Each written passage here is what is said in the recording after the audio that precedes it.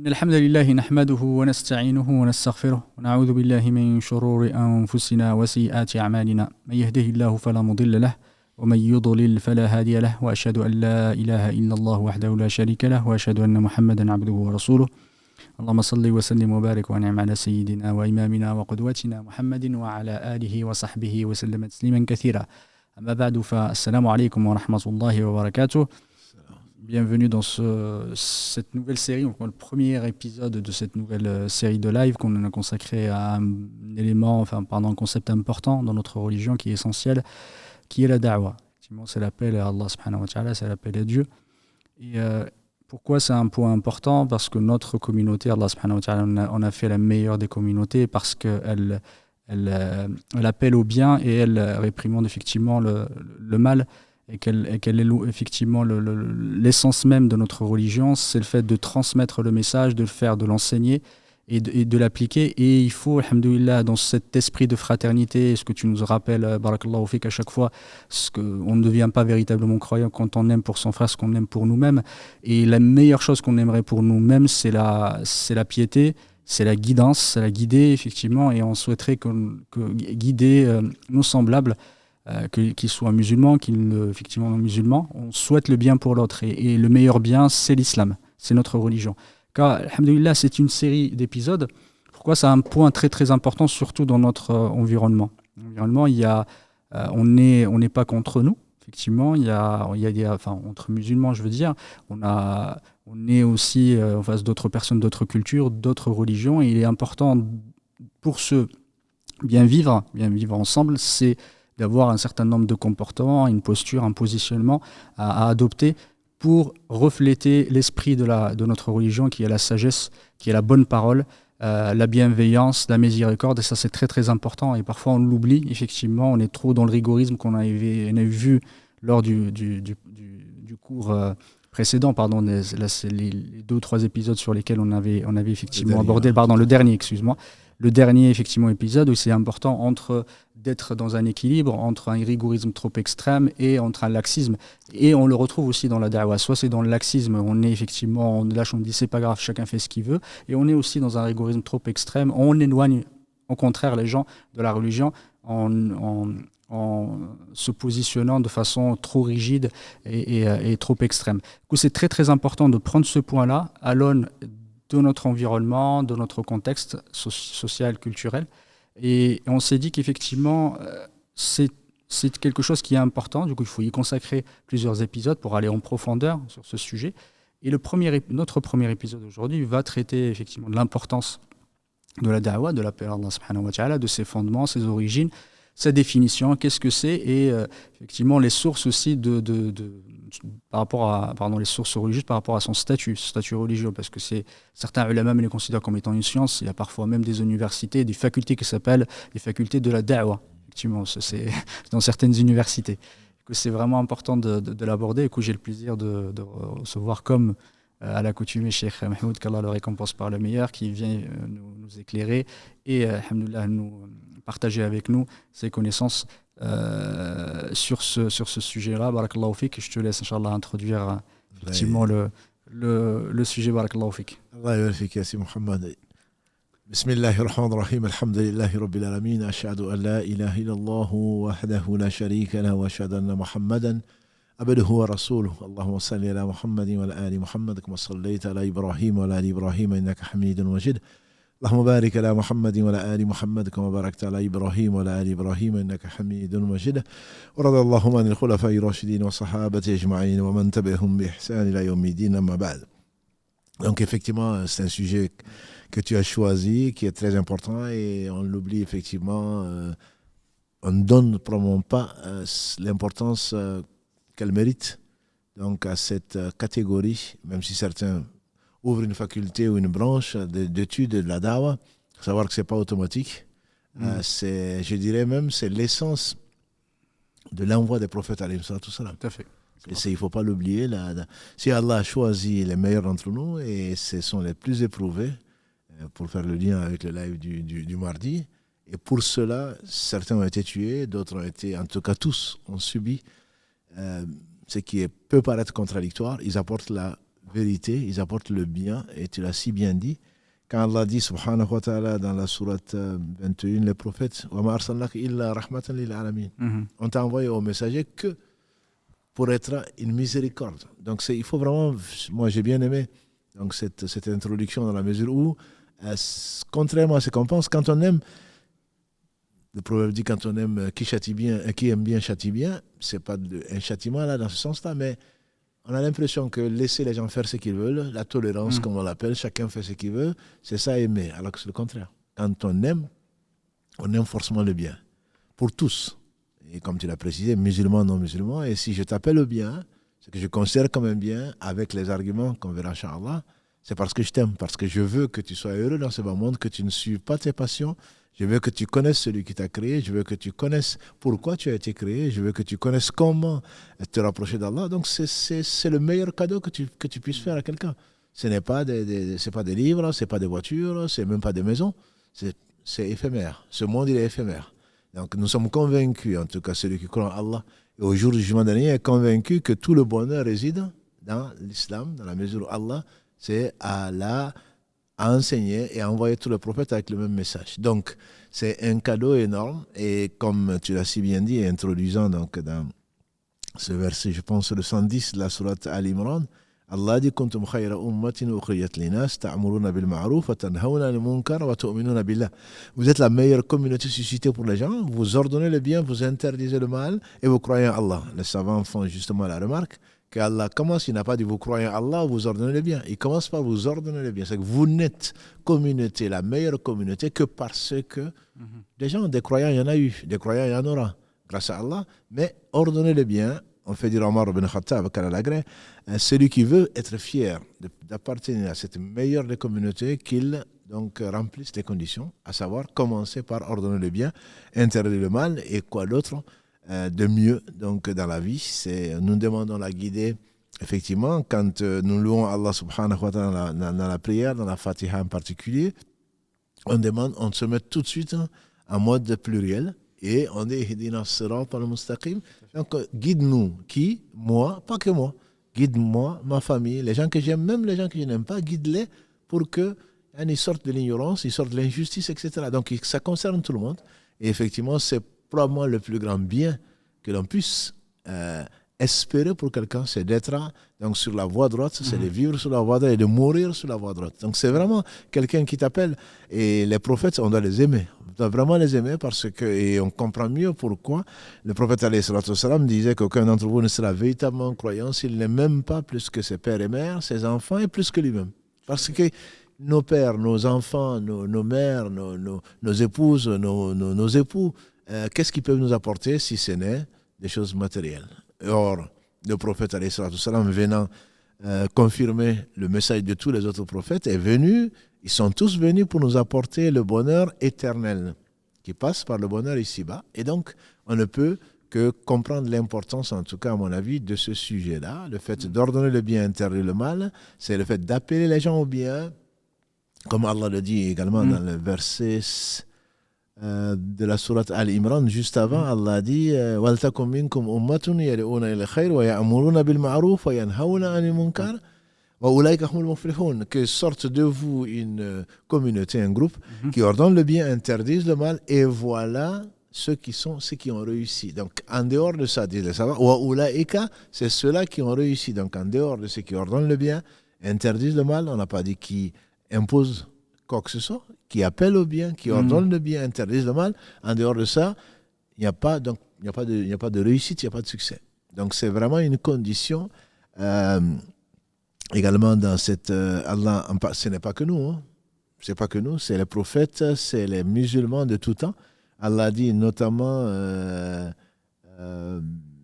aux fils d'Israël, quand il a dit les conséquences, quand il lu'ina alladhina kafaru min bani Israël, على لسان داود وعيسى بن مريم ذلك بما عصوا وكانوا يعتدون كانوا لا يتناهون عن منكر فعلوه. Donc le fait que les gens n'appellent pas les gens au bien, ils sont assimilés et ils sont maudits par Allah. Donc c'est qui n'a besoin de rien, ça veut dire que c'est vraiment extrêmement importante, une importance d'une très grande valeur, dans la mesure où Allah a envoyé, comme on l'a dit, donc les prophètes, tous sans exception, pour appeler à lui, pour appeler à le connaître, pour appeler à l'aimer, pour l'appeler à faire le bien. Et la terre serait corrompue si, effectivement, ça je pense aussi, il faut le savoir, la terre serait corrompue s'il n'y a pas des gens qui appelaient au bien.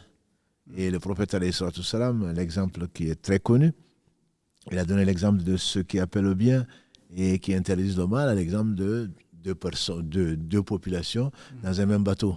Oui. Une population qui est sur la cale et l'autre sur le pont. Ça, on veut bien le comprendre pour ceux qui ont déjà pris un bateau. Ceux qui ont pris que la pirogue, ils ne peuvent pas le comprendre, bien sûr, à deux niveaux. Donc, on a une cale qui est dans l'eau et on a un pont qui est au niveau de l'eau. Donc, ceux qui sont dans la cale, ils se disent, ils sont obligés de monter pour aller prendre de l'eau. Et ceux qui se disent, mais bon, c'est quand même, c'est pas la peine de les fatiguer, mais on fait juste un trou dans la cale et puis finalement, il y a de l'eau qui va rentrer, on va pouvoir boire. Le problème, c'est qu'ils vont se noyer. Si on les laisse faire cette sottise, qui paraît pourtant logique, si on laisse faire cette sottise, eh bien, c'est le bateau qui va couler. Voilà. Donc, il y a, alhamdoulilah, il y a des gens qui sont grands, il y a des gens qui sont petits, il y a des gens qui sont intelligents, il y en a qui le sont moins, il y a des gens qui sont doués dans un domaine et pas dans l'autre. Donc, toujours est-il que c'est Allah qui l'a créé et c'est lui qui définit que c'est que le bien. C'est lui qui définit que c'est que le mal, c'est lui qui sait les conséquences de toutes choses. Donc, si il a envoyé les gens qu'il a aimés le plus, les meilleurs des hommes, pour cela suffit certainement comme argument pour dire que c'est une chose qui est très très importante. C'est effectivement l'essence de notre religion, c'est l'appel à Allah subhanahu wa ta'ala, l'appel à notre religion. Et je voulais juste qu'on aborde la définition de ce que c'est la da'wah. Qu'est-ce que... Je sais qu'il n'y a pas de définition effectivement claire, enfin en tout cas définition qui soit communément admise entre les ulama, mais chacun par rapport à ses expériences, par rapport aussi à sa vision, la définit différemment. Comment tu définirais, Cheikh, effectivement la da'wah ou l'appel à Allah? L'appel à Allah, c'est, moi je partirais peut-être sur le verset, je pense 125 de la sourate 16, quand Allah dit « Ulihu ila sabili rabbika bil hikmati wal mau'izati hasana ». Ila sabili rabbika, moi je dirais que c'est appeler à connaître Allah. Quand on appelle à Allah, on appelle à connaître Allah pour l'aimer, appeler à connaître ce que Allah aime et ce qu'il déteste, et appeler à la miséricorde, appeler à la récompense, appeler au bien auquel appelle Allah, Allah n'ordonne que le bien. Moi, je le formulerai comme ça, parce que souvent, j'ai l'impression que beaucoup de musulmans voient l'appel à Allah comme un devoir, mais plus administratif que ça. C'est-à-dire que non, moi je l'ai appelé, Allah sait que je l'ai appelé, donc on va sortir combien de jours, on va aller dans une telle direction, telle ceci, alors que tout est appel à Allah quelque part, tout est appel. Bien sûr, c'est les principes que tu vas certainement citer plus tard, mais l'appel à Allah, c'est vraiment, pour moi, c'est le fait de connaître Allah. Si je t'appelle, comment je peux appeler à ce que je ne connais pas, à ce que tu ne connais pas? Tu vas me demander à qui tu appelles. À qui tu appelles? Donc, si tu ne sais pas à qui tu appelles et pourquoi, pour moi, l'appel va rester vain ou en tout cas incompréhensible ou très flou. Moi, c'est comme ça que je le définis, mais il y a certainement d'autres définitions. Effectivement. Et tu disais tout à l'heure, il y a eu pas énormément de littérature qui a été traduite en français. Et il y a une définition qui m'avait plu, c'est celle de Cheikh Al-Bayanouni, il est encore vivant, qui a écrit, c'est un des écrivains qui ont écrit sur le fiqh al-da'wa. Son livre s'appelle Madkhal ila fiqh al-da'wa, c'est l'introduction à la compréhension de la da'wa. Il y en a d'autres qui ont écrit, Cheikh Abdelkarim Zeidan, il y en a d'autres ulama qui ont écrit sur le sujet. Et il disait qu'effectivement, en regardant les définitions des uns et des autres, parfois, elle n'abordait qu'un angle en fait, de la da'wa. Et pour lui, la da'wa, il y a un triptyque, elle est fondée sur trois éléments fondamentaux. C'est tablir, ce qu'il appelle tablir, c'est le fait de transmettre. Le fait de ta'lim, c'est le fait d'apprendre, d'enseigner, et celui de tatbiq, le fait de suivre, et celui d'accomplir ou de pratiquer, effectivement. Et c'est ces trois-là qui sont essentiels.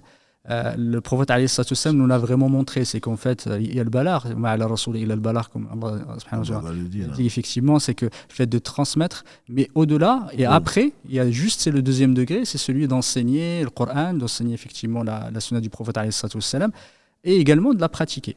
Et si on n'a pas ce triptyque-là, il y a un des, effectivement, on peut appeler ça des piliers de la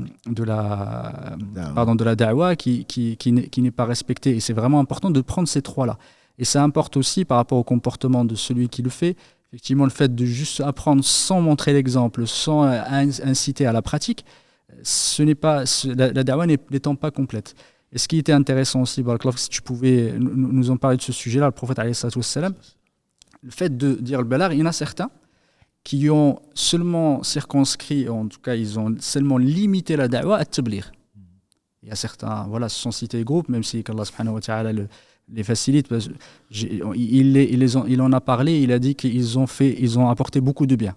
Là, certains effectivement groupes sans les nommer, mais certains disent qu'il suffit juste de transmettre. On n'a pas besoin d'aller plus en profondeur dans le fiqh, et apprendre aux gens leur religion, comment apprendre effectivement à faire leurs prières, etc. Ils s'arrêtent là. Et je voulais qu'on en parle de ce sujet, parce que certains, soit ils sont dans ce sens-là, ils délaissent complètement l'apprentissage, et il faut dire que la da'wa, c'est quelque chose de beaucoup plus global, avec beaucoup d'aspects qui sont liés à la da'wa. Je voulais juste que si tu pouvais, Cheikh Barakallahu Fik, nous en parler. Effectivement, le balir, ça commence par là. Ça commence par transmettre une communication, comme tu aimes tellement le dire. La communication est essentielle, surtout dans ce monde-là. Donc, communiquer, ça veut dire donc rentrer en contact et partager. Donc, balir, et encore, le prophète me disait balir anni walaw aya. Donc, souvent, ces gens ou ces groupes ou ce mode de compréhension veut que c'est un verset, il n'appartient au messager que de transmettre. Mais le problème, c'est que, il faut que ce soit transmis. Qu'est-ce que tu transmets? Pas ce que tu penses. Comme Allah dit, appelle au chemin de ton Seigneur. Donc il faudrait que c'est pas ce que je crois de l'islam, il faudrait que l'islam soit transmis, puisque Allah dit inna dina inda l'islam. Pour Allah, la religion, c'est l'islam. Donc déjà, en transmettant, c'est ce qui est un début. C'est comme tu dis, il y a du bien dedans. C'est un début, il faut déjà savoir qu'est-ce que tu transmets. Tu transmets de la part de qui et pour qui. Donc c'est ce que Allah a dit, et comme le disait Ibn Qayyim, al-ilm, qala Allah, qala Rasoul, qala as-sahaba. Donc la science, c'est quoi? C'est Allah a dit, le messager a dit, et les compagnons, ils ont dit parce qu'ils ont pris du messager alayhi salatu wassalam. Par conséquent, donc, transmettre, c'est un début, et ce qu'il faut transmettre, ce n'est pas ce que l'on croit. Souvent on entend, moi je crois que, c'est pas ce que je te demande. Moi je te demande qu'est-ce qu'Allah a dit. D'ailleurs les Bédouins, ils n'étaient pas fous. Hein. Quand ils venaient voir le Muhammad sallallahu alayhi wa sallam, puisqu'il appelait ainsi avant qu'il ne reconnaisse sa mission, il dit, tu prétends que, qu'est-ce qu'Allah a dit? Il venait directement, il ne demande pas qu'est-ce que tu veux. Non, qu'est-ce qu'Allah a dit? Tu prétends que c'est Allah qui t'a envoyé, qu'est-ce qu'Allah a dit? Je pense vraiment que dans cette transmission, le pilier, c'est ça. Et malheureusement, ceux qui transmettent souvent ont très peu de science. Très, très peu de science. Et parfois, voire pas de science. C'est vrai qu'on veut du bien pour les gens, mais ça ne suffit pas. L'intention ne suffit pas. Il faut savoir, donc, qu'est-ce que tu transmets, de qui tu transmets, pour qui tu transmets. Donc ça, c'est un minimum. Il ne s'agit pas d'être diplômé, de sortir d'une université. Comme tu nous l'as fait comprendre, c'est tellement global que tu dois le faire autour de soi, dans tes contacts, tes enfants, tes camarades, tes amis, tes ennemis, peu importe. Je veux dire, donc, c'est quelque chose de bien plus pratique qu'on ne le croit. Il n'y a pas un métier en disant moi je suis un transmetteur. Bon, sauf quand il y avait pour faire la science du hadith, etc. Bon, des gens qui transmettent les uns aux autres. Et encore, ça c'est la deuxième partie, c'est le fait d'enseigner. Donc, transmettre, il faut savoir qu'est-ce que tu transmets. D'ailleurs, beaucoup de savants ont fait ce que toi tu connais, que d'autres ne connaissent pas. Quand on parle d'ilm rijal, donc c'est le fait de prendre des gens, de personnes ou pas. Des gens qui ont une mauvaise mémoire, des gens qui n'ont pas... De qui je prends? Donc, transmettre, oui. Si je sais que la personne, au moins, Ça, c'est la troisième partie sur laquelle tu as insisté, c'est le comportement. Quand je vois que quelqu'un ne dit que la vérité, ou en tout cas je ne le vois pas dans le mensonge, je dis, il m'est plus facile d'écouter ce qu'il dit que de quelqu'un que je ne connais pas. Donc c'est pour cela d'ailleurs, une des sagesses pour lesquelles Allah l'a envoyé dans les peuples, en envoyé aux gens que quelqu'un issu d'eux, parce qu'ils le connaissent. Donc transmettre, c'est avoir une excellente mémoire pour ceux qui veulent le faire, que ce soit dans le hadith, que ce soit dans le Coran, etc. Il ne s'agit pas d'être infaillible. Il s'agit juste de pouvoir transmettre. Il ne s'agit pas d'enseigner ce que l'on pense, comme on a dit. Il s'agit de transmettre ce que j'ai entendu.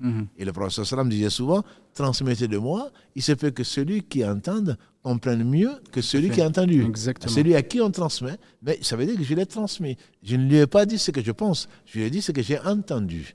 Donc il faut transmettre la chose comme elle est.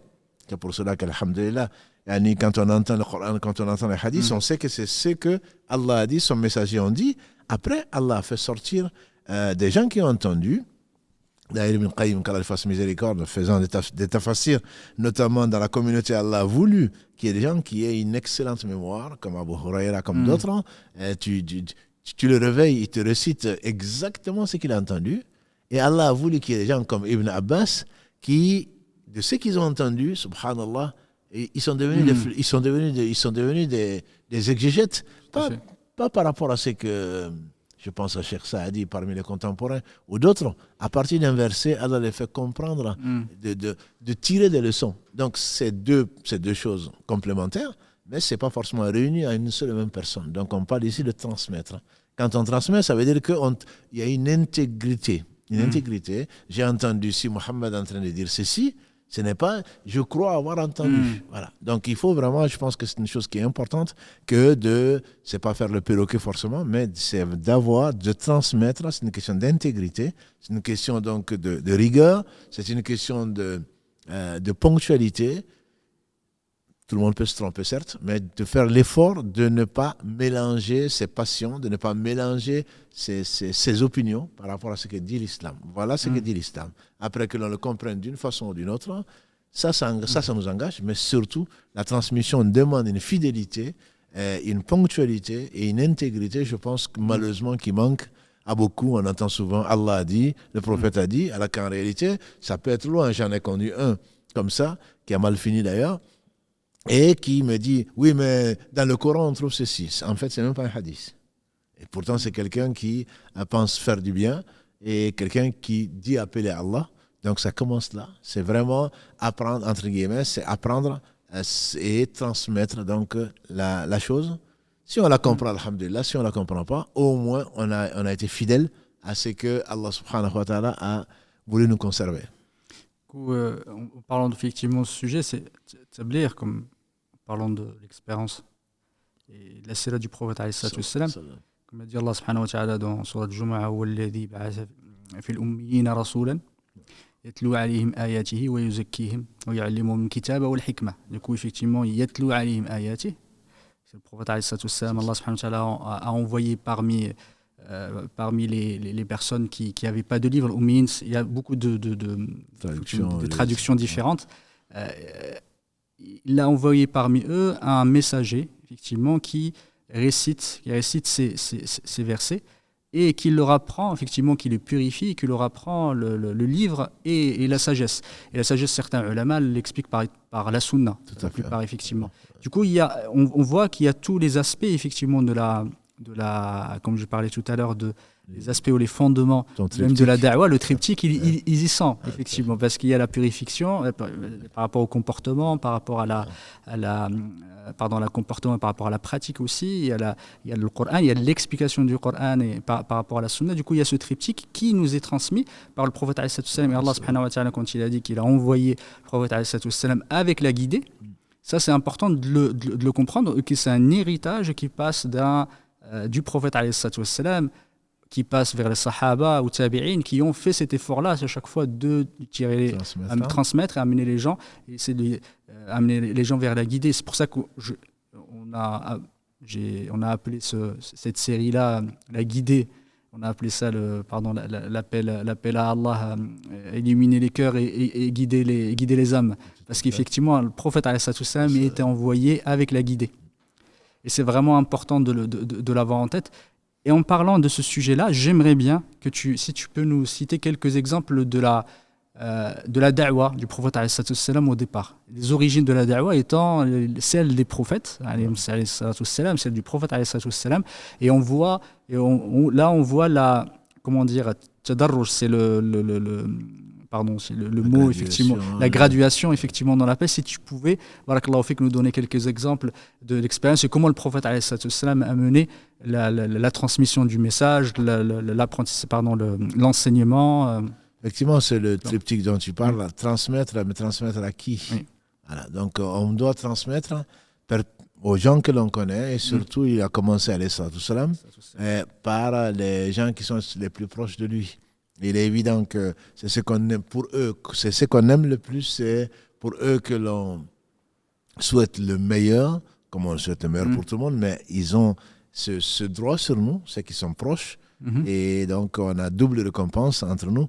Comme l'a dit le prophète sallam, une sadaqa qui est donnée est une sadaqa. Quand on le donne à un proche, c'est doublement récompensé.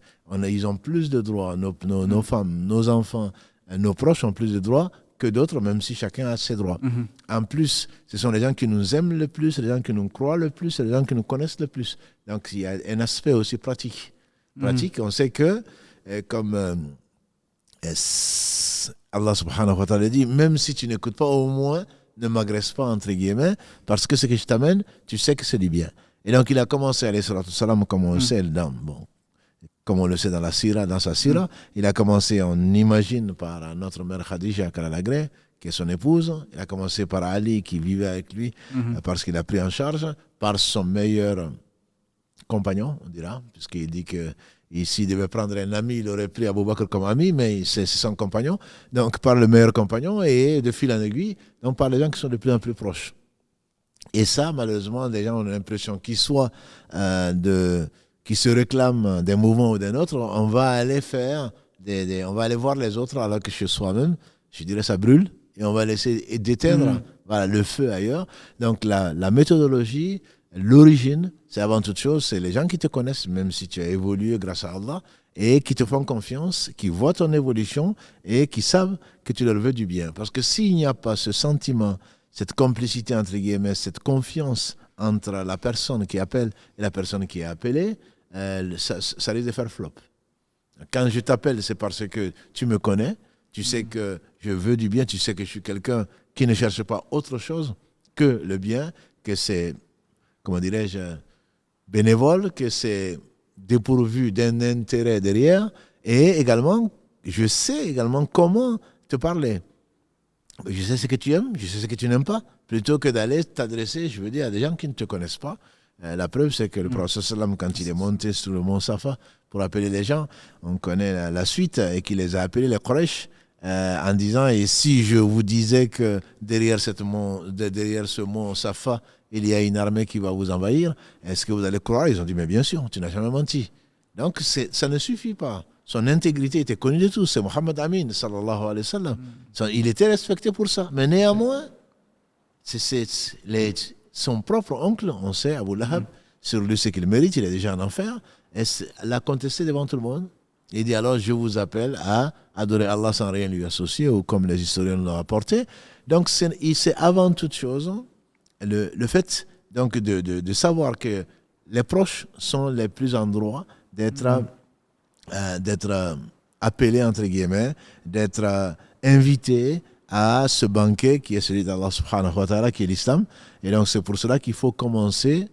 C'est une méthodologie, Allah l'a voulu comme ça, et je ne doute pas que tous les prophètes alayhim salatu wassalam ont fait de cette façon-là, c'est-à-dire les proches. Cela ne veut pas dire, bien sûr, qu'il faut passer 13 ans avec les proches et ensuite 20 ans avec les plus éloignés, etc. Mais c'est une question d'opportunité, une question d'environnement, mais c'est le meilleur contexte pour appeler les gens à Allah. Jazakallahu khairan, barakallahu fik. Il y a beaucoup de choses effectivement à dire sur la da'wa, parce que la da'wa fait partie intégrante du parcours de chacun et fait partie intégrante de notre vie comme étant musulman. Parce que le temps effectivement écoule et il faut qu'on arrive à aborder tous les sujets qui étaient prévus durant ce live. Quel est le statut juridique de la da'wa? Parce que certains effectivement disent que c'est obligatoire, d'autres est-ce que c'est du mustahab, etc. Quel est l'avis des ulama par rapport à la da'wa? Est-ce que c'est une obligation Comme tu le sais, les avis, je ne dirais pas divergents, mais les avis sont divers. Sont divers, mais l'avis qui me paraît le plus fondé, que c'est une obligation qui est collective. Il y a une farde qui faillit. S'il y a un groupe, que sorte de vous, dit Allah, donc dans cette sourate Al-Imran, que sorte de vous une communauté donc, qui appelle. Ça ne veut pas dire que c'est les spécialistes. La da'wah, chacun est responsable d'appeler Allah. C'est quand on aime quelque chose, je veux dire, on parle d'un point de vue pratique, quand on aime quelque chose, on ne cesse pas d'en parler. Parfois un peu trop.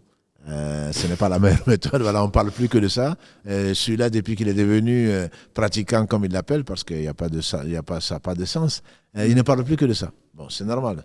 Donc, chacun d'entre nous se doit de le faire. Ça peut devenir un fard ayn, dans la mesure où, si on met la da'wa dans le sens général, appeler Allah par son comportement, appeler Allah par enseigner, etc., le triptyque dont tu parles, ça peut devenir individuel, une obligation individuelle, mais appeler à Allah en général, c'est quelque chose qui est, si une partie de la communauté s'en charge, donc le reste de la communauté en est déchargé en tant que responsabilité.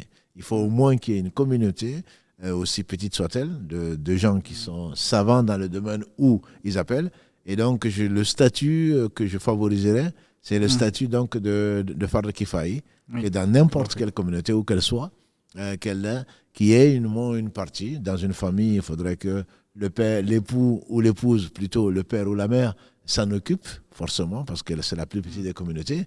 Dans un village ou dans un quartier, etc., il faut qu'il y ait des gens qui appellent au bien et qui interdisent le mal. Donc, il appelle à Allah subhanahu wa ta'ala, et c'est le statut que j'ai retenu. Barakallahu fik d'avoir, de ce que je sais qu'effectivement, par rapport à ça, si je ne me trompe pas, c'est Barakallahu fik, par rapport au statut de la da'wa étant, il y a un quasi-consensus qui a été rapporté par certains qu'ils sont tous d'accord sur l'obligation. Mais comme tu viens de citer, Barakallahu fik, certains qui disent que c'est fard kifa et d'autres fard ta'yin, pardon, fard ayn. Est-ce que c'est une obligation? Si certains la font, l'obligation ne vaut pas pour la totalité, enfin pour le reste, pardon. Et certains disent que c'est une obligation pour chacun. Tout à fait. Mais Barakallahu fik, tu as cité, et je pense qu'il y a un entre-deux, parce que ça dépend de la situation de certaines personnes. Et par rapport au hadith du prophète, tout à fait. Et si tu pouvais juste nous en parler, parce que certains, en pensant c'est un fard kifa'i, qu'à un moment, il peut se dire c'est pas grave. Certains ils sont à la télé. Absolument. Ou par exemple Cheikh Mahmoud Barakallahu fik qui fait des lives, qu'Allah le récompense par le meilleur. Avec si Mohamed, alhamdoulilah, en tout plus cas Karim, plus Mohamed, et tous les frères qui consacrent un peu qui consacrent du temps à la da'wa et à l'enseignement. Est-ce que parfois ça peut être une obligation, justement, un fard ayn par rapport à certaines situations? Parce que des fois, si certains voient des choses, surtout dans sa famille, dans son entourage. C'est une très bonne remarque. Le hadith, il est très connu, malheureusement peut-être pas compris. Oui. Le prophète sallallahu alayhi wa sallam a dit: Man yara minkum munkaran falyughayyirhu bi yadihi, fa in lam yastati' fa bi lisanihi, fa in lam yastati' fa bi qalbihi. Celui d'entre vous qui voit un fait blâmable, qui le change de ça, mais s'il ne peut de sa langue, sinon au moins de son cœur. Donc il y a 3 niveaux qui obligent la personne qui voit un fait que, bon, le munkar, on le définira probablement dans un autre cas. Voilà. Le mal, ce n'est pas ce que je pense. Donc ça, c'est l'une des parties que le Cheikh Othaymin parle de la science de ce à quoi on appelle. C'est que c'est pas parce que moi je n'aime pas ça. Non, moi je n'aime pas ça. Toi, tu n'aimes pas ça, c'est ton problème. Est-ce que Allah aime ou Allah n'aime pas? Tout à fait. Donc il faut connaître le statut de cette chose que tu veux changer. Et donc le prophète m'a dit, c'est celui qui voit un fait blâmable. Le blâmable, c'est ce que Allah blâme. C'est ce que son messager blâme. C'est ce que la religion blâme, c'est ce que la raison blâme. Puisque Allah subhanahu wa ta'ala, c'est lui qui a tout créé. Et donc il a voulu qu'on n'aime pas. Et c'est pour ça qu'on appelle le blâmable. Parce que naturellement, Allah a mis dans le cœur de tout un chacun de ne pas aimer ce qui est le mal. Voilà. Donc celui qui voit un fait blâmable, qui le change de sa main. Et là, les savants sont unanimes, en tout cas quasi unanimes, pour dire que c'est une responsabilité pour celui qui peut le faire, il faut le faire. Dans la famille, par exemple, on voit les choses, Et on a la capacité. Tout à fait. On a, je dirais même la mission de le faire. Et quand on se tait sur ça, comme ça arrive dans beaucoup de familles, c'est là on a failli. Ce n'est pas, non mais je le seul gouverneur qui doit, le gouverneur il n'est pas dans ta famille. Dans ta famille, c'est toi le gouverneur.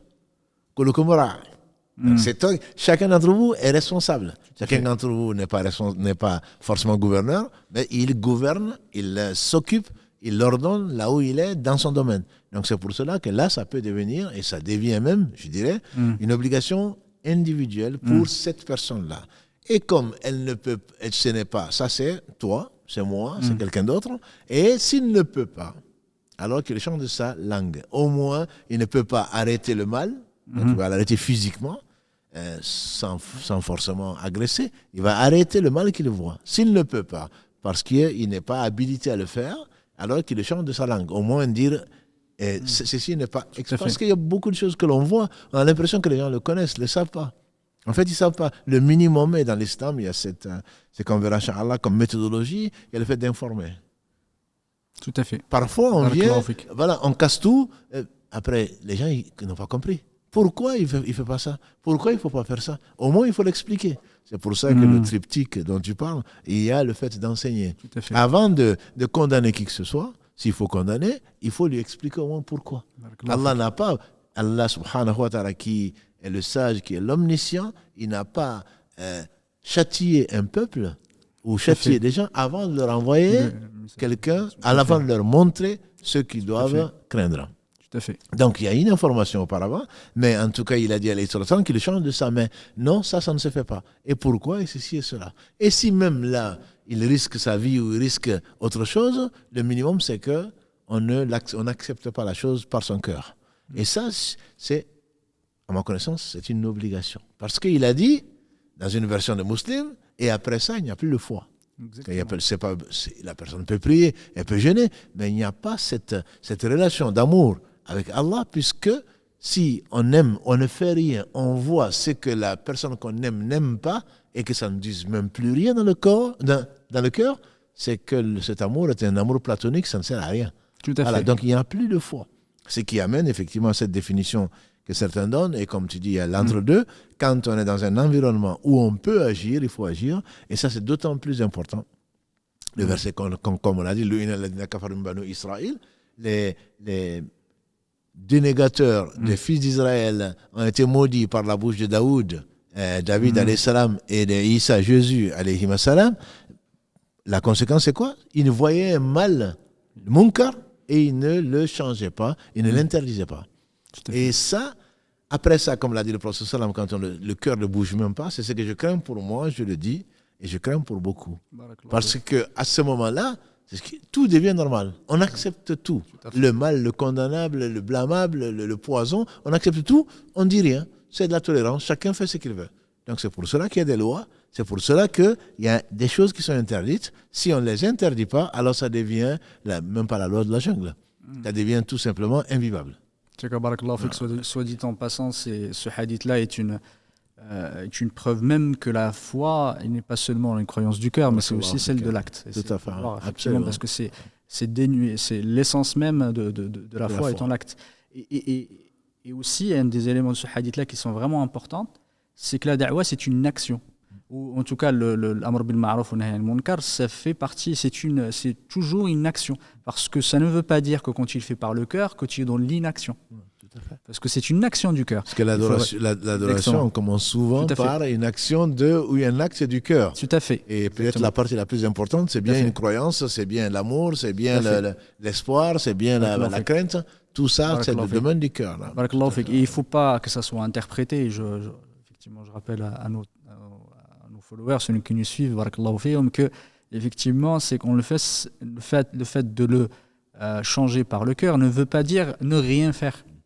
C'est une action. Le fait de détester le blâmable et détester avec son cœur, c'est une action. Et il faut qu'on montre, qu'on le démontre, même parfois par montrer. Je dirais, au-delà de ça, c'est de montrer aux autres que c'est un acte qui blâme. On ne peut pas voir quelque chose qui déplaît à Allah subhanahu wa ta'ala et rester rigoler. Tout à fait, absolument. et effectivement montrer son approbation, même si on ne le dit pas, mais il faut montrer qu'on n'est pas content. Si on peut ne pas rester. Barakallahu fik, c'est ce que je voulais te dire. Rien. Tu n'as pas parlé parce que tu sais que les conséquences seraient terribles. Exactement. Mais on est en train de rigoler, on est en train de se moquer d'Allah, on est en train de se moquer de la religion d'Allah, on est en train de se moquer des gens qui obéissent à Allah et tu en rigoles. C'est sûr que tu n'es pas croyant. Tout à fait. Tu peux prétendre ce que tu veux, mais tu n'es pas croyant. Donc le minimum, comme Allah le dit, s'il rentre dans ce qui déplaît à Allah, au moins, il faut quitter cet endroit. Il ne faut pas s'associer à des gens qui sont probablement maudits parce qu'ils se moquent d'Allah, ils se moquent de la religion. Encore une fois, ce n'est pas ni les insulter, encore moins agresser les gens physiquement. On ne peut pas accepter ce qu'Allah n'aime pas. Donc si le cœur a une place, et c'est ce morceau de chair comme on le connaît, qui définit vraiment la qualité de l'homme et de la femme. Jazakallahu khairan. Et le fait de complètement délaisser la da'wa, je pense pour certains, parfois ça remet en cause quand même la foi de la personne. Et quand il est complètement de marbre, où ça ne lui fait effectivement ça ne lui fait rien, le fait qu'il y ait des choses qui déplaisent à Allah subhanahu wa ta'ala, je pense que ça peut poser certains problèmes par rapport à ces problèmes, des gros problèmes d'ailleurs. Ça pose de gros problèmes. C'est pour ça que je pense qu'il faut vraiment faire attention. Il faut faire très attention. Il ne s'agit pas de non, celui-là il ne voit rien. Il faut, comme tu l'as si bien dit en introduction, il y a le laxisme, le rigorisme entre guillemets. Il ne s'agit pas de commenter, de passer à côté, de dire dans un magasin, non, ça vous ne devez pas le vendre, ce qui ne t'appartient pas, t'appartient pas. Mais le minimum, c'est le cœur qui vit. Et si le cœur ne vit pas, je veux dire, ce n'est pas la peine. Ce que je crains pour moi et que je crains pour beaucoup, c'est effectivement à force de voir le munkar, à force de voir le blâmable, qu'on ne fasse rien. Je crains que la foi, elle s'en aille et qu'il ne reste plus rien de foi. Qu'on fasse des mouvements dans la prière, qu'on jeûne, qu'on aille au pèlerinage, en fait au fond qu'il n'y a pas de foi. Les gens se disent, mais je veux prier, et je ne sens plus rien. Je veux faire ceci, je ne sens plus rien. Peut-être que ça vient tout simplement de là. Peut-être que le cœur, il est mort. On fait des gestes, et puis, malgré nous, moi, je reçois beaucoup de questions comme ça. Qu'est-ce qu'il faut faire pour revivifier la foi? Je prie, mais je n'ai pas de goût. Je jeûne, je n'ai pas de goût. Et pourtant, j'obéis à Allah. Non, tu désobéis à Allah. Tu aimes ce qu'Allah n'aime pas. Et tu restes le marbre, comme tu dis, quand tu vois des choses qu'Allah n'aime pas. Donc, comment tu veux que le cœur, qui est le centre de toutes choses, enfin, en tout cas de l'homme, comment tu veux que le cœur vive? Si le cœur ne vit pas, il n'y a pas de foi.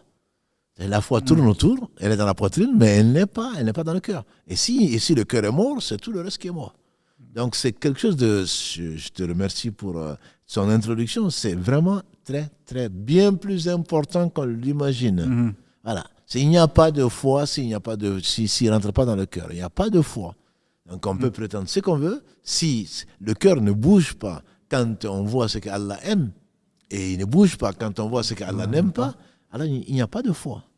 C'est pas moi qui le dis, c'est le prophète sallam qui le dit. Il dit en dehors de ça, il n'y a plus de foi. Tout à fait. Et donc, ça ne veut pas dire que tu ne pries pas, ça ne veut pas dire que tu ne jeûnes pas, ça ne veut pas dire que tu mens, ça ne veut pas dire que tu es mauvais, mais la foi n'a pas pénétré dans le cœur, comme il aimait bien le dire, alayhi salatu wassalam, en faisant cette da'wa-là, ô vous qui prétendez la foi et dont la foi n'est pas rentrée dans le cœur. Il disait ça à des gens, bien sûr, bien meilleurs que nous. Et donc, il faut vraiment faire très attention au cœur, il faut le surveiller. Si il arrive qu'on soit de marbre, qu'on soit neutre, oui, moi, je n'ai pas de position dans une chose sur laquelle Allah a tranché, il y a un problème. Il y a un gros problème, comme tu dis, il y a un gros problème. Effectivement, parce qu'on entend beaucoup, ça ne me gêne pas, de toute façon, les gens font ce qu'ils veulent, etc. L'idée, c'est, comme tu as dit, Barakallahu fik, c'est pas d'agresser les gens, c'est pas d'être dans l'imposition, mais à minima, il faut qu'il y ait un acte de cœur. Et c'est important de se dire, quand on voit quelque chose qu'Allah subhanahu wa ta'ala n'aime pas, que ça nous fasse quelque chose, que ça nous gêne, effectivement. Si cette gêne-là, elle disparaît, c'est qu'il n'y a plus de sacré dans notre cœur. C'est tout est pareil. Aller jusqu'à prier pour les personnes, c'est l'idéal. Ça ne veut pas dire... qu'Allah te bénisse, Mohammed, ça ne veut pas dire que je vais l'agresser. Ah non, celui-là, je ne l'aime pas parce que je le vois en train de le faire. Non, c'est pas ça. Si tu veux, comme disait Ibn Qayyim, quand tu vois quelqu'un désobéir à Allah, tu dois avoir pitié de lui. Exactement. Au moins, ça, c'est le cœur qui bouge. Tu as pitié de la personne parce que si Wallahi, si elle savait, elle n'aurait pas fait ce qu'elle fait. Les conséquences de ce qu'elle savait dans ce bas monde et dans l'au-delà, elle n'aurait pas fait. Donc, tu dois avoir pitié. Mais tout ça, c'est où? C'est dans le cœur. Tu vas pas dire, écoute, moi j'ai pitié de toi. Non, c'est pas ça. C'est parce que tu pries Allah de le guider. Exactement. Qu'Allah te guide, même si tu ne le dis pas directement parce que tu risques de recevoir au moins un mauvais commentaire. Tout à fait, Au moins, dans ton cœur, tu souhaites qu'Allah le guide. Exactement. Et c'était le cas des meilleurs des hommes que sont les prophètes, notamment le meilleur d'entre eux, Mohammed sallallahu alayhi wa sallam. En parlant de la da'wah, l'appel, certains ulama, comme je disais tout à l'heure, l'appellent, en tout cas, considèrent même comme étant une science à part entière, la da'wah, parce que c'est quelque chose qui est essentiel et elle a des règles, des fondements. Comme je disais tout à l'heure, il y a la définition que choisit Cheikh Bayanouni, il disait que quelle est pour lui la définition? C'était toutes les règles et les fondements nécessaires à la transmission de la religion d'Allah subhanahu wa ta'ala, à son enseignement et à sa pratique. Du coup, c'est l'ensemble de ces fondements. Quels sont alhamdoulilah, ça peut être perçu comme étant naturel, mais il faut le rappeler, barakallahu fik, les fondements, même religieux, juridiques, de la da'wah. Quels sont, on sait effectivement le Coran, la Sunna, comment on peut se placer et quelles sont nos références pour bien accomplir la da'wah. La référence, je dirais la référence, si on peut parler d'une seule, c'est la science. Tout à fait. C'est la science, mais pas seulement le Coran. Justement, le Coran oblige à ça et au reste, l'implication. Et il faut d'abord connaître, bien sûr, qu'on doit appeler Allah. On n'appelle pas ses passions. Exactement. Et ça, malheureusement, souvent, c'est un homme de groupe n'appellent pas Allah, ils aiment les gens qui sont dans leur groupe, même s'ils font n'importe quoi. Tout ce que quelqu'un, leur référence, dit, c'est forcément bien, ils le défendent. Et or, c'est Allah subhanahu wa ta'ala nous ordonne, entre autres, dans la sourate 5, verset 2, verset 8, d'être juste, même si c'est contre nous-mêmes. Et donc, on aime, si c'est Allah que l'on aime, nécessairement, on ne doit pas accepter, même si ça vient de nous-mêmes, de l'injustice. Donc, on ne va pas apprécier en fonction de la personne, on apprécie en fonction de ce que Allah aime. Donc, il faut vraiment savoir à quoi on appelle. Qu'est-ce que Allah subhanahu wa ta'ala a voulu. Il faut également, encore une fois, connaître celui qu'on appelle. Ça, je pense que c'est extrêmement important. C'est pour cela un Chinois qui va venir en France et qui va faire la da'wah, je lui souhaite bon courage, mais il doit au moins comprendre la civilisation française, il doit comprendre la langue, il doit comprendre un certain nombre de choses. Donc, il y a la science de qui on appelle. Si tu ne connais pas quelqu'un, ta responsabilité doit commencer par celle-là. Que ce soit un imam, que ce soit en dehors d'un imam, que ce soit chacun d'entre nous, quand tu appelles quelqu'un, c'est par amour, on l'a dit, mais c'est également parce que tu connais la personne, tu lui veux du bien. Donc, il y a cette science qui englobe autre chose. Il y a également une sagesse.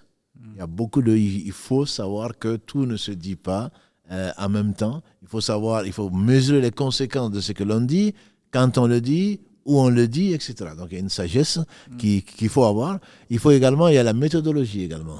Donc, le tadarruj dont tu as parlé, la gradation, ou pas la graduation, la gradation, donc par étapes, il y a cette façon, il y a le bon comportement, comme tu l'as dit également, tout cela font partie de la da'wah, mais qu'il faut certainement faut prendre du temps et donner des exemples pour essayer de l'expliquer. Inch'Allah. En tout cas, ça fera partie, Inch'Allah ta'ala, de certains lives. Je pense qu'on va y consacrer un live par rapport au comportement de celui qui fait la da'wah. Et aussi, on le consacrera effectivement à un épisode par rapport aux méthodologies, aux moyens d'arriver à la da'wah, etc. Parce qu'il y a énormément de moyens. C'est sûr. Parfois, même en ne faisant pas, c'est en aidant à faire la da'wah. Ce n'est pas forcément la faire nous-mêmes, c'est aider. Il y a beaucoup de moyens auxquels on ne pense pas et qui sont importants à prendre en compte, surtout dans notre environnement qui est difficile pour ceux effectivement qui se tiennent et qui essayent de se maintenir sur le droit chemin. Il y a beaucoup de distractions et c'est vraiment très important de se concentrer et de s'aider, de s'armer pour pouvoir rester sur ce droit chemin. En parlant de cette science, c'est qu'effectivement quand on appelle Allah subhanahu wa ta'ala, notre référence sera toujours le Coran et la Sunna du prophète alayhi salatu wassalam. On n'appelle pas pour les passions, on n'appelle pas Allah en se basant sur nos passions, en se basant sur parfois nos traditions, etc. On peut appeler de l'ijtihad, mais c'est pas de l'ijtihad fiqhi dont on parle, c'est l'ijtihad veut dire par ce qui me plaît. Effectivement, ça peut alhamdoulilah être comment dire, correspondre bien, mais c'est pas forcément, il faut s'en assurer. Parce que quand on appelle, comme tu as dit, Barakallahu fik, si bien, quand on doit transmettre, il faut être fidèle, il faut avoir une honnêteté intellectuelle de savoir ce qu'on transmet. On ne transmet pas quelque chose alors, parce qu'on croit, on a entendu. Il y en a beaucoup qui font ça malheureusement. Ils entendent, ils disent oui, j'ai entendu. Eux qui, malheureusement, ce qu'on appelle Hatibul Layl, c'est celui qui ramasse effectivement le bois pendant la nuit, et parfois il peut prendre autre chose, des vipères ou des choses comme ça. Il y en a beaucoup qui sont comme ça. Parce qu'ils croient faire du bien, mais c'est vraiment très très important de savoir que ce qu'on fait, c'est une responsabilité, c'est un héritage, et on est sur les pas du prophète alayhi salam. Et le prophète alayhi salam a été, son Dieu, envoyé avec la guidée et la religion. Effectivement. Et nous, on transmet, on est dans cette chaîne de transmission. Tout à fait. On est en train de transmettre. Il faut savoir que la transmission, une des bases, c'est la fidélité. Et on en a parlé beaucoup. Barakallahu fik, de l'ittiba', c'est vraiment quelque chose qui est extrêmement important. Et il faut que ça soit aussi un fil conducteur dans notre façon de vivre notre vie, une façon aussi d'appeler Allah subhanahu wa ta'ala, d'être toujours dans le tiba', dans le suivi, le fait de suivre le prophète alayhi sallam, être sur les pas du prophète alayhi sallam. Et on verra plus tard, Inch'Allah ta'ala, comment le prophète alayhi sallam a appelé, parce qu'il y avait un comportement. Le prophète alayhi sallam aussi, parfois, quand il avait des contradicteurs, il avait une façon comment dire, d'appeler Allah subhanahu wa ta'ala, de corriger. J'ai même un livre, effectivement, que j'avais lu, c'était un travail académique sur le prophète, comment il répondait et comment il agissait vis-à-vis des contradicteurs. Et c'est quelque chose. Et le prophète, il y avait un autre, c'est un autre livre, effectivement, sur comment le prophète corrigeait les fautes, corrigeait les erreurs. C'est comment le prophète, la méthodologie pour corriger. Et ça, parfois, on l'oublie. Effectivement, on ne sait pas. On arrive, on a l'impression de détenir la vérité et on oublie qu'on a un humain devant nous, avec des humeurs, avec une personnalité parfois, avec un vécu. Et parfois, on a malheureusement, on se reçoit, comme tu as dit, des remarques, parfois pire, pardon. Du coup, il faut faire très très attention à comment on aborde les personnes. Et ça, on le verra, je pense, Inch'Allah ta'ala, dans un prochain cours. Quelle est la méthodologie, quelle est la réaction, comment réagir en cas où on a effectivement ce mauvais retour, parfois qu'on peut avoir, malheureusement, de la part de nos frères, ils ne sont pas tous réceptifs. Qu'Allah subhanahu wa ta'ala les guide, c'est ce que tu as dit, barakallahu fik, le minimum c'est de leur demander qu'Allah subhanahu wa ta'ala les guide, et surtout d'avoir en tête que ce qu'on a fait, on le fait pour Allah subhanahu wa ta'ala. Même si la personne, justement, barakallahu fik, le fait qu'il n'ait pas entendu, qu'il ne nous ait pas écouté, ça ne veut pas dire qu'on n'a pas effectivement accompli ce qu'on devait faire. Ça accomplit notre rôle et notre responsabilité là-dessus.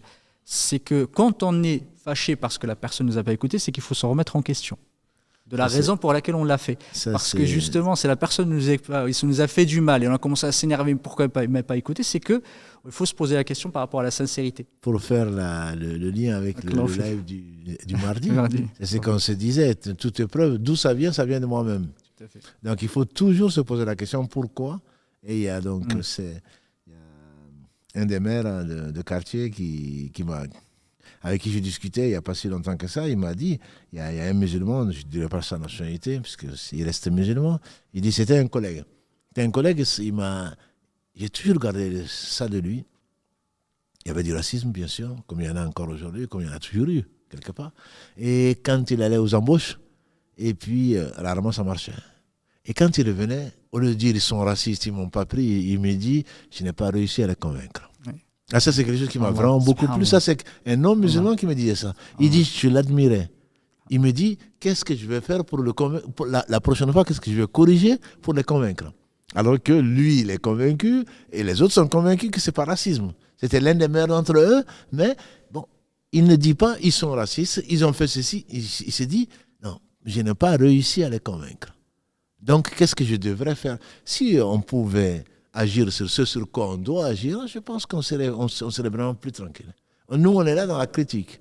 Et il n'a pas écouté. Et celui-là, il est voué à l'enfer. Et je ne sais quoi l'autre. Et il est orgueilleux. Mais toi, est-ce que tu as porté, est-ce que tu as suivi le prophète sallam? Est-ce que tu étais sincère dans ce que tu disais? Si c'est le cas, alhamdulillah, le prophète sallam, on dit que c'est la 15e fois, on dit que Allah l'a fait rencontrer les Aws et les Khazraj. Oui. La 15e fois. Au cours d'une même foire, il a appelé, on dit, 14 tribus. suivi par l'ennemi d'Allah, son oncle, donc Abu Lahab, qui le dénigrait, qui disait non, il a quitté nos traditions, il insulte nos dieux, etc. Et alhamdulillah, il a continué. Il a continué jusqu'au jour où, jusqu'à la même fois, Allah l'a fait rencontrer donc 6 personnes des Khazraj, de Yathrib, donc qui sont devenus des Médinois aujourd'hui, des Ansar. 15e fois, s'il s'arrêtait à la 3e fois, à la 10e fois, moi je lui dis non, c'est bon. Allah le sait. Mais chaque fois se remettre en cause et ne pas voir la faute dans l'autre, comme on le fait dire à Jésus. Alayhi salam, vois la poutre qui est dans ton œil plutôt que de voir la paille qui est dans l'œil du voisin. Il a de la paille, certainement. Il n'a pas accepté ton devoir, c'est ton appel. Mais est-ce que toi, tu as bien fait? Est-ce qu'Allah était satisfait de toi? Le prophète, alayhi salam, quand on lui a jeté, bon, peut-être qu'on rentre déjà dans autre chose, quand il a été à Taïf et que des va-nu-pieds lui ont envoyé des pierres, l'ont lapidé, ont voulu le lapider. On dit qu'il s'est adressé à son Seigneur. Que je sois vu par les autres de cette façon, ça ne me dérange pas.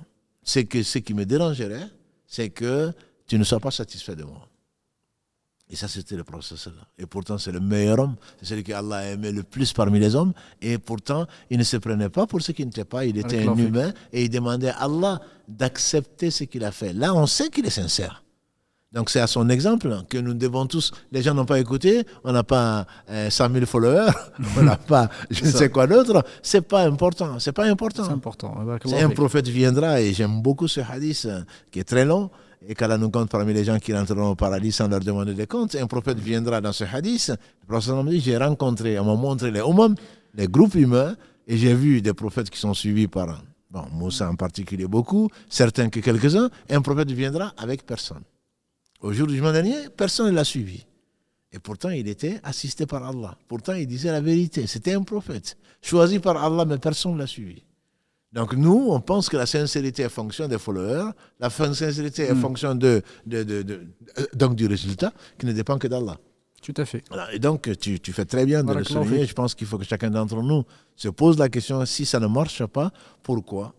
Quelle est ma part de responsabilité? Tout à fait. Voilà. Et donc une fois qu'on s'est amélioré, alhamdoulilah, c'est déjà une éducation que Allah nous donne pour rectifier donc un comportement qui n'est pas toujours exemplaire. Exact. Barakallahu fik. Et en soulignant ça, c'est que parfois quand on est devant effectivement une personne, qu'on transmet un message, on est en train d'appeler Allah, on voit parfois une acceptation à la personne qui ne nous écoute pas, et directement on est effectivement touché au fond de nous, et je crains parfois que c'est de l'orgueil.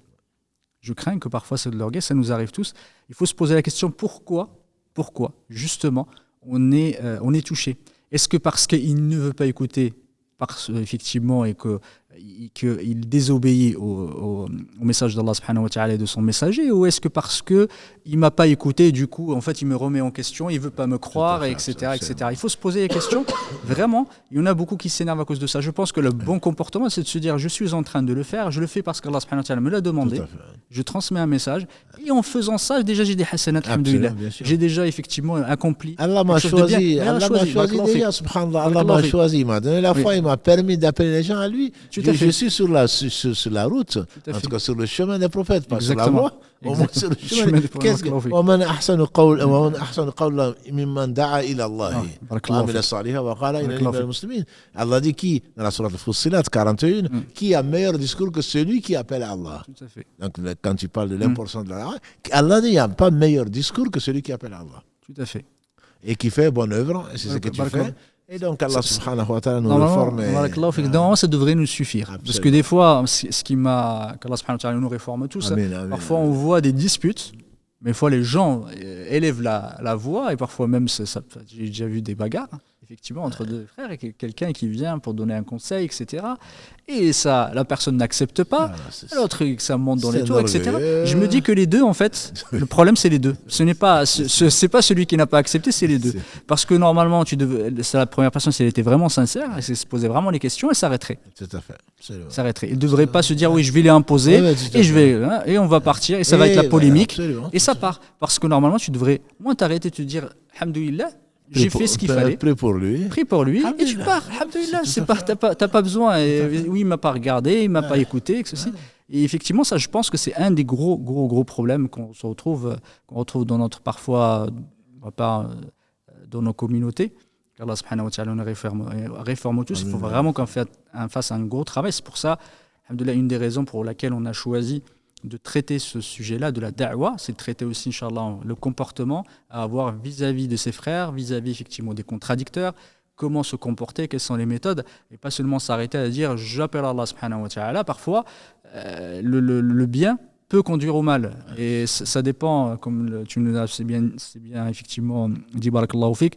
Parfois, ceux qui ont demandé, celui qui était décédé à cause effectivement de la fatwa de certains, alhamdoulilah, ceux qui lui ont imposé de se laver avec de l'eau, il avait une blessure.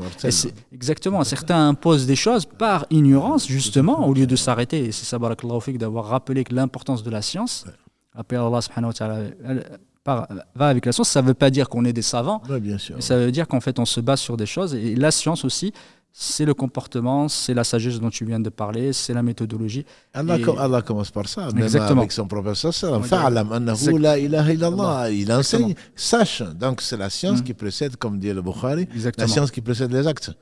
Et j'insiste sur le dernier point sur lequel tu es intervenu, c'est le fait de savoir, quand nous on parle de da'wah, il ne s'agit pas forcément de faire entrer les gens dans l'islam. Tout à fait. Et je pense que nos followers, entre guillemets, on l'a compris. Il s'agit d'entre nous, exactement, dans la communauté. Et c'est ce que tu as dit. Je pense que c'est important. La da'wah, ce n'est pas seulement vis-à-vis des non-musulmans. C'est avant tout, c'est proche, les musulmans, etc. Et puis, bien entendu, ça concerne les non-musulmans. Exactement. Je pense qu'on est arrivé au bout de l'heure. Je ne sais pas s'il y a des, s'il y a des questions, Inch'Allah ta'ala, par rapport au live. Oui, salam alaikum. Salam alaikum, Cheikh. Barakallahu fikoum pour cet échange. Déjà, Cheikh, je te remercie. Tu m'as fait du bien déjà ce soir à moi en premier. Vous avez parlé, Mohamed a posé la question, est-ce que c'est une obligation pour nous en tant que musulmans de faire la da'wah? Et le fait que tu as dit, on est nous aussi derrière les écrans, on fait aussi la da'wah, notre façon, parce que je me suis posé la question en me disant, mais c'est une bonne question. Qu'est-ce que j'ai fait en fait moi pour faire cette démarche? Il y a effectivement pas mal de questions et je pense qu'on va commencer directement par prendre, parce qu'il y a déjà des appels qui attendent, prendre un premier appel, Inch'Allah. Allô, salam alaikum.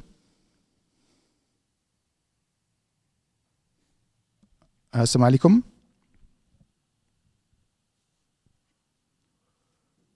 Allô.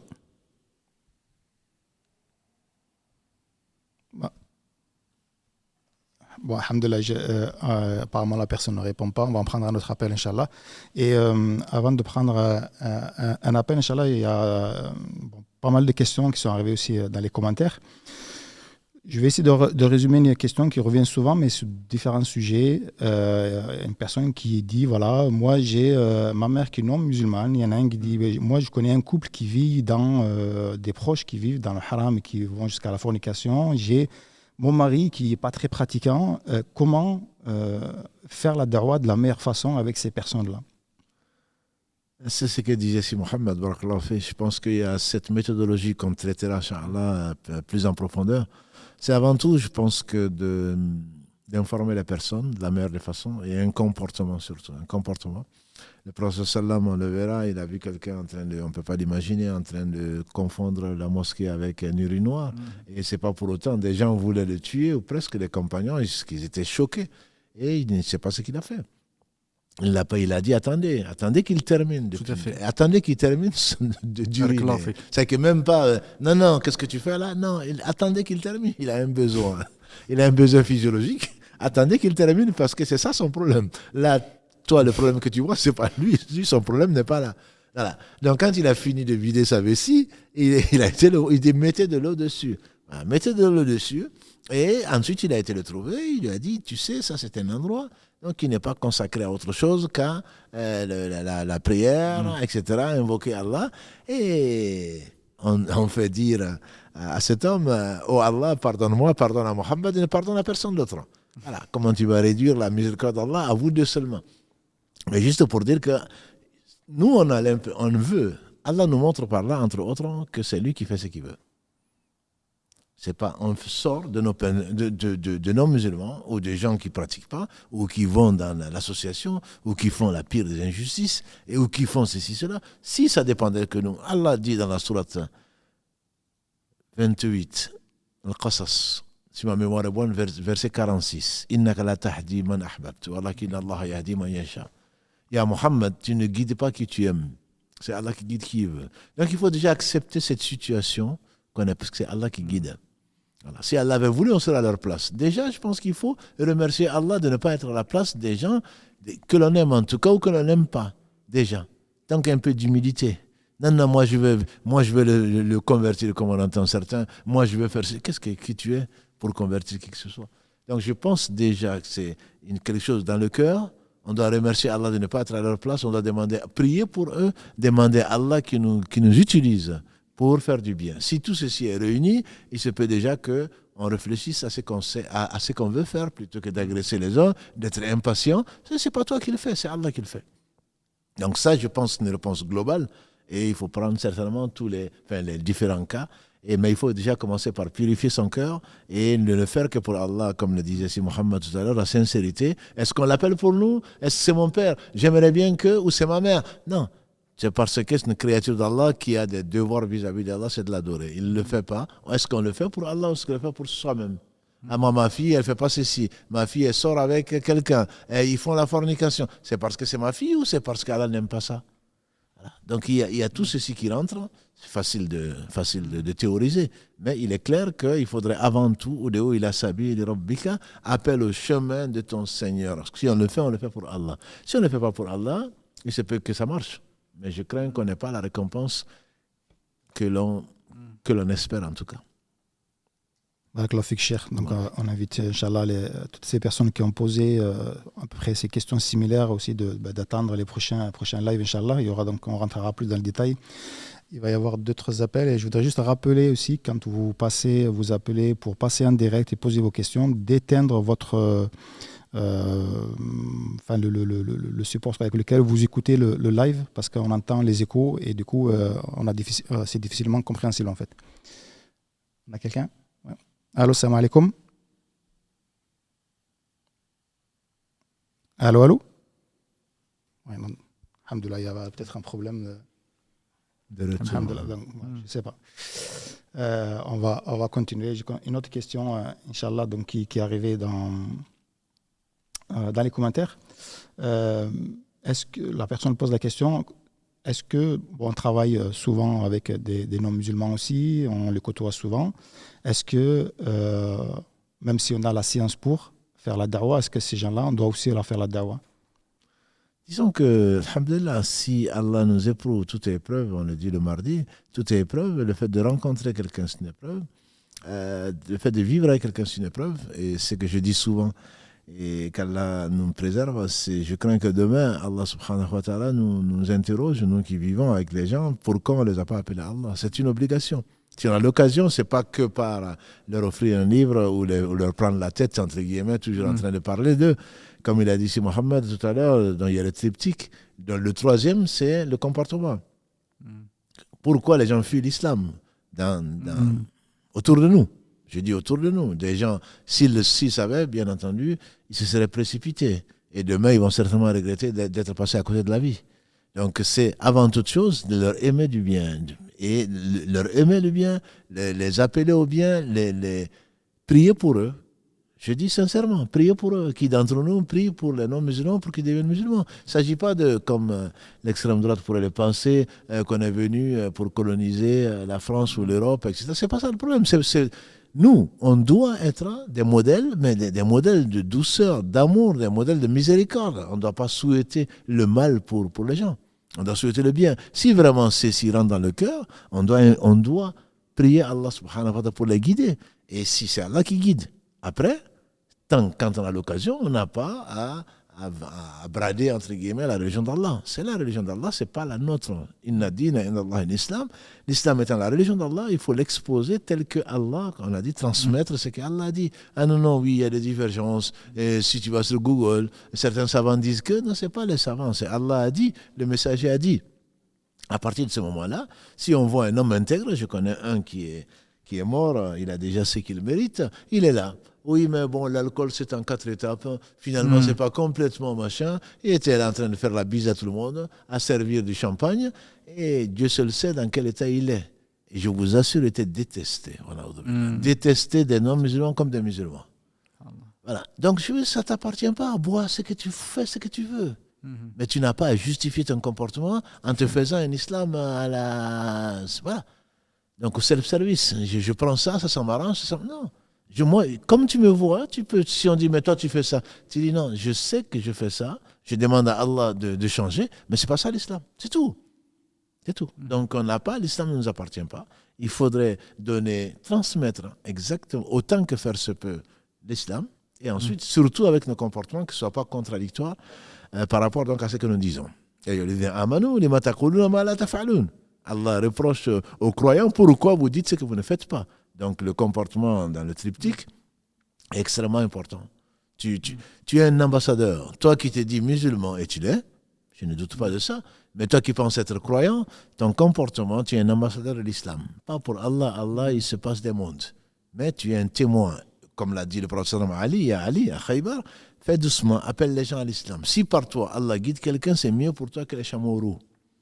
Voilà. Donc Allah te donne cette opportunité de vivre avec des gens qui ne connaissent pas l'islam. Comme les gens disent, malheureusement pour nous, heureusement que j'ai connu l'islam avant de connaître les musulmans. C'est une catastrophe. C'est un témoignage contre nous. Heureusement que j'ai connu l'islam, c'est-à-dire la belle religion complète, parfaite, avant de connaître les musulmans. Parce qu'aujourd'hui, si je ne connaissais que les musulmans d'aujourd'hui, je ne serais pas devenu musulman. Donc, ça veut bien dire que le triptyque doit aller jusqu'au bout. Le bon comportement, pour moi, c'est un devoir individuel, c'est une obligation individuelle pour tout un chacun, parce qu'il ne suffit pas de dire « moi je suis musulman, moi je suis croyant ». Donc, il faut que ton comportement soit le meilleur possible. Pour rester un peu dans cette même lignée-là par rapport à ce que tu viens de dire, il y a une personne qui pose la question, est-ce que c'est permis à tout le monde de convertir quelqu'un qui veut se convertir, entrer dans l'islam, est-ce que obligé de passer par un imam, est-ce qu'on peut le faire nous-mêmes, peut-être rappeler quelques règles là-dessus aussi, cher? Alhamdulillah, j'en ai vu beaucoup de sœurs surtout, j'ai vu aucun frère en train de dire que je me suis converti dans ma salle de bain, mais j'ai entendu beaucoup de sœurs en train de dire je me suis converti toute seule à la salle de bain. Donc, ils ont fait la shahada à la salle de bain sans peut-être connaître ce que ça veut dire. Alhamdulillah, Allah les a guidés. Mais non, on n'a pas besoin effectivement de passer par une mosquée, on n'a pas besoin de passer par un imam, mais on se doit, c'est la chose la plus importante dans la vie. C'est le meilleur jour de la vie de quelqu'un. Allah l'a guidé, Allah l'a préservé du feu de l'enfer, qu'Allah nous préserve du feu de l'enfer et qu'on meurt musulman. Et donc, il faudrait quand même se renseigner. Se renseigner, qu'on sache à quoi on s'engage. Et ce n'est pas parce que j'ai un copain ou j'ai une copine et donc que je veux me convertir. Ça, c'est de l'hypocrisie, que Dieu nous en préserve. Et c'est au fin fond de l'enfer, comme Allah nous a prévenus. Donc, il faut au moins connaître. Je ne dis pas qu'il faille prendre 10 ans pour l'étudier, mais au moins poser les questions, que l'on sache que dit l'islam de ceci et cela. Et alhamdulillah, Allah a ouvert le cœur. À ce moment, on fait le ghusl. On prend une douche, entre guillemets, sans savon, ni shampoing. Et on témoigne devant 2 musulmans intègres, au moins, on dira aujourd'hui 2 musulmans pratiquants, qu'Allah seul mérite l'adoration, que Mohammed est son messager, après avoir été informé, et on est musulman. Donc on n'a pas... Et si on ne savait pas, on prend une douche parce que Allah subhanahu wa ta'ala a dit au prophète sallam, celui qui dit donc à ceux qui ont arrêté, Allah leur pardonne donc leurs péchés. Celui qui rentre dans l'islam aujourd'hui, c'est comme s'il naissait. Allah lui pardonne tous ses péchés. Tous ses péchés sans exception, parce qu'il ne connaissait pas. Maintenant, il est passé de l'autre côté, et alhamdulillah, Allah lui pardonne. Donc, comme je disais, c'est le meilleur jour de la vie, et on ne peut le renouveler que quand Allah veut qu'on ait un hajj qui soit accepté, etc., etc. Donc, il y a quelques règles, mais bien entendu, celui qui se dit musulman, pense avoir été musulman, il le reste. Il n'a pas besoin de venir dans une mosquée, même si dans une mosquée, on espère avoir la réponse ou les réponses à nos questions. Barakallahu fik, Cheikh, d'avoir alhamdoulilah, partagé avec nous sur ce sujet qui est extrêmement important, Barakallahu fik, et qui nous touche tous. Parce qu'on a vu que c'est une obligation, c'est pour ça que parfois on l'oublie tous.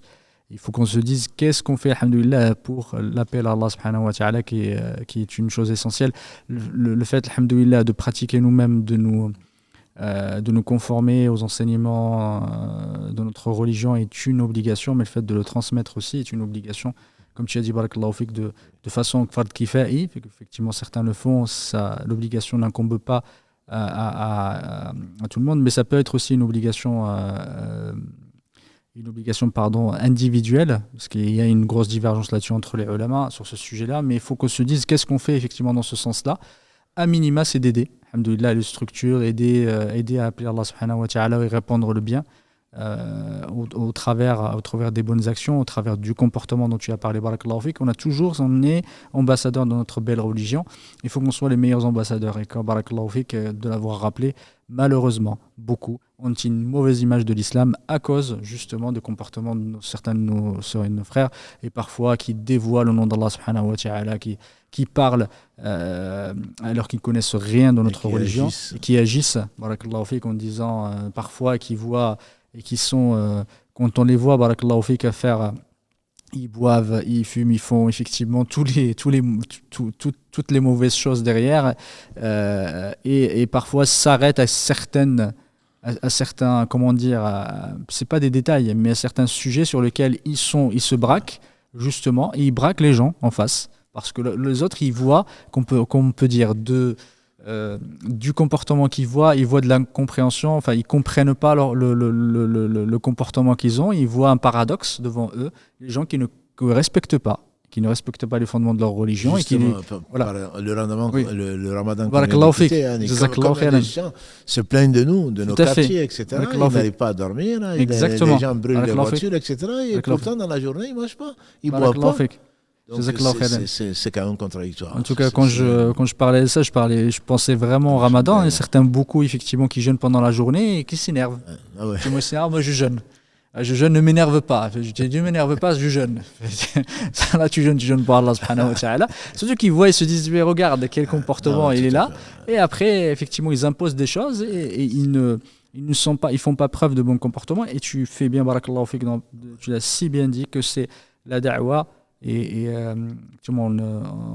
par rapport à l'annonce du live, c'est le fait de répandre la miséricorde d'Allah subhanahu wa ta'ala, c'est de répandre la bienveillance et la fraternité humaine avant tout, et c'est ça le message important. C'est pas le message effectivement celui de l'agression, celui de